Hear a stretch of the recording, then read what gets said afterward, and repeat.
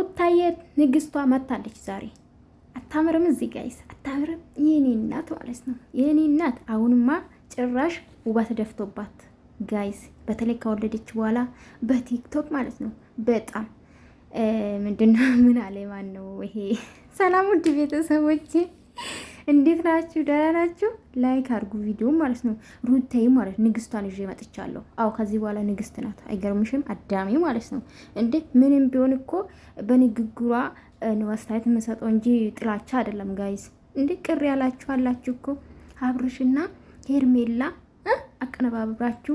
ይሄ ደግሞ በዛ ላይ ማለት ነው እኔ ስር መታችሁ አብርሽ ኤች የምትሉ ማለት ነው። ደህና ናችሁ?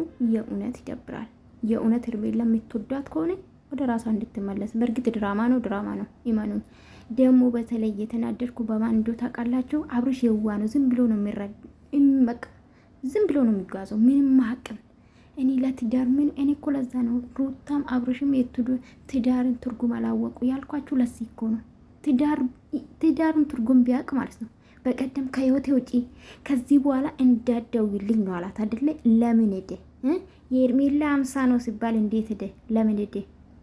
ጋይስ ይሄ ነው። በተለይ ደግሞ በአብርሽ በኩል ያሉት በአሁኑ ሰዓት አሽቋላጭ ናቸው። አቤላ ብሩክ የምትባል ያንዳንድሽ አሽቃባጭ ናችሁ።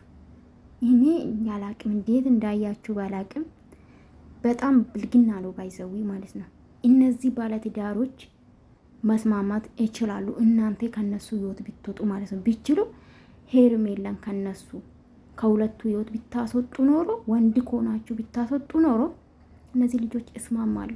እናንተ ታቦካላችሁ። ልጥኮ ነው አረጋችሁ የሰው ትዳር ማለት ነው። እና ኔቨር ሊወዳት ይችላሉ ሄርሜላን፣ ግን በዚህ ስራ አልደግፋትም በጭራሽ። አዎ ሩታዬ የኔ ቆንጆ